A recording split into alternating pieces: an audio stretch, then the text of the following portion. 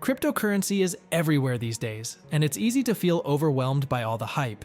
A year ago, I decided to invest $100 a month in crypto to see how it would perform.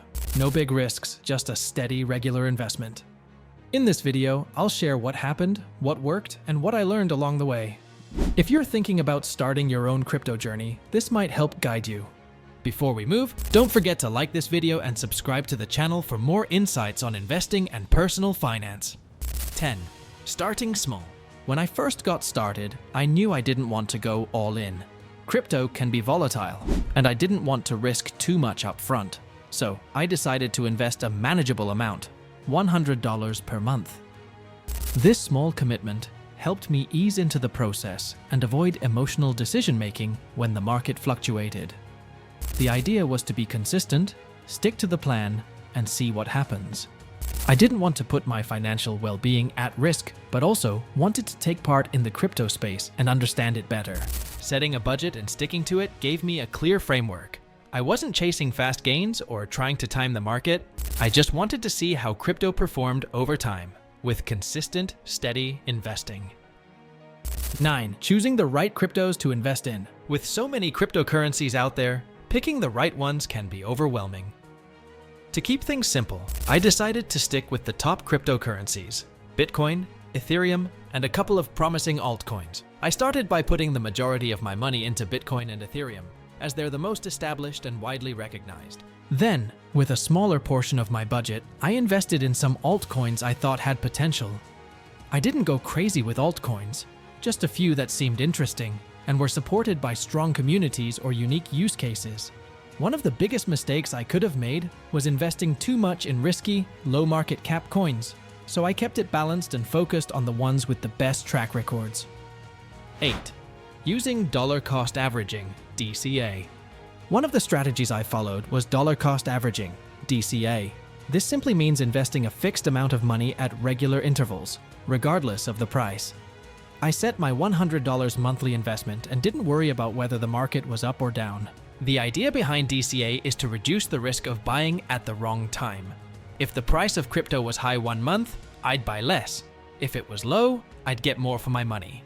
Over time, this strategy helps smooth out the price fluctuations and removes the stress of trying to time the market. Plus, DCA helps keep emotions in check. I wasn't constantly worrying about whether I was making the right move, just sticking to the plan. 7. Watching the market and not overreacting. Crypto prices are known for their volatility. Some days, the market is up 10%, and the next, it's down 20%. There were months when I was tempted to check the market every few hours, especially when things were swinging wildly. But I quickly realized that checking the price too often just created unnecessary stress. Instead, I took a step back and focused on the long-term picture. I trusted my strategy and knew that over time, the fluctuations would smooth out.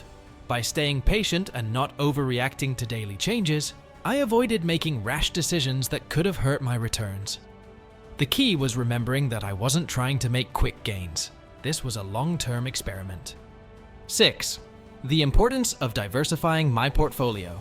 Although I started with just Bitcoin and Ethereum, I eventually realized the importance of diversifying my crypto portfolio. After doing some research, I added a few more altcoins, ones that showed real-world use cases or were supported by strong, active communities. I didn't go overboard, though. I kept the majority of my funds in Bitcoin and Ethereum and allocated only a small percentage to riskier altcoins. Diversification is essential because it spreads the risk. If one coin takes a major dip, the others might still perform well, helping to cushion any losses. 5. Tracking my investments and adjusting along the way. Another important part of my journey was tracking my investments. At first, I was keeping a manual record, but soon I realized there were apps and platforms that could do the job for me. Tools like CoinMarketCap, Blockfolio, and others helped me stay on top of my portfolio's performance without much effort. While I didn't make major changes during the year, I did tweak my approach when necessary. For example, if an altcoin I invested in had a significant drop, and I saw no solid reasons for it, I might decide to reallocate my funds elsewhere. Monitoring my portfolio helped me keep things in check and stay proactive about any adjustments that might be needed. 4. The emotional roller coaster. Investing in crypto can be an emotional roller coaster. There were moments of excitement, like when Bitcoin hit a new all-time high, and there were moments of frustration, like when my altcoins took a dive. Crypto moves quickly, and it can be hard to not let emotions take over. One lesson I learned was the importance of keeping my emotions in check. I made sure to remind myself that this was a long-term play, not a get-rich-quick scheme. It's easy to get swept up in the hype, but staying grounded and sticking to my monthly investment helped me avoid chasing the next big thing or panic selling during market downturns. 3. The impact of crypto market cycles. One thing I didn't fully understand at first was the market cycles in crypto.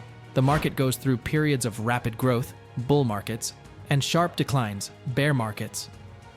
I wasn't prepared for the emotional swings during the down periods, but over time, I realized this was just part of the crypto experience. Rather than panicking during the dips, I embraced them.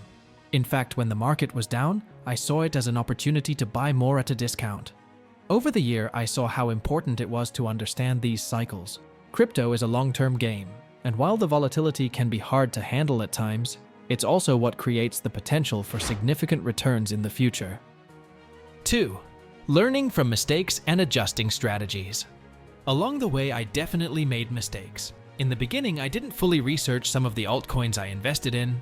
I followed trends and jumped into coins based on hype. Some of these investments didn't work out, and I had to accept that it was part of the learning process. I quickly adjusted my strategy. Instead of blindly following trends, I focused on understanding the use case of each crypto I invested in. I researched the teams behind the projects, the technology they were building, and how they planned to scale. This helped me make more informed decisions and avoid falling for the latest pump and dump coin. 1. The results. How my $100/month investment performed. So, how did my $100/month investment actually perform after a year? To be honest, it wasn't an overnight success, and it wasn't a huge windfall either. But I did see growth, and the overall value of my portfolio increased steadily over the year. The biggest takeaway was that investing in crypto with a long-term mindset worked. Sure, there were ups and downs, but sticking to a consistent monthly investment helped smooth out the volatility. Even though crypto can be unpredictable, the overall trend was positive, and I learned a lot about the market along the way. That wraps up my year-long journey of investing $100 a month in crypto. From sticking to a budget and choosing the right coins to keeping emotions in check and learning from mistakes, it was a wild but rewarding ride. If you're considering crypto as part of your investment strategy, remember to start small, stay consistent, and always keep learning. If you found this video helpful, be sure to give it a thumbs up, share it with others who might find it useful, and don't forget to subscribe for more personal finance content. Thanks for watching, and I'll see you in the next one.